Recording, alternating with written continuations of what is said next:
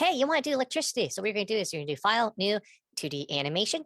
So the very first thing we want to do is we want to change the world to be absolute zero. Next thing is we're going to go in here and let's just change to the stroke to a white color. So if we draw here, it looks fine. I personally like to do pen. So I'm going to click on here, click on pen.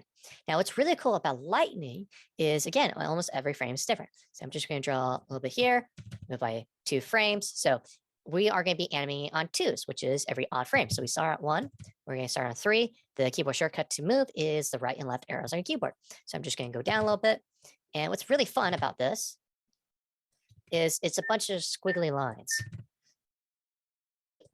And then to show that it's hitting, we want to have extension. And let's say it's going to stop. So all of a sudden it's going here.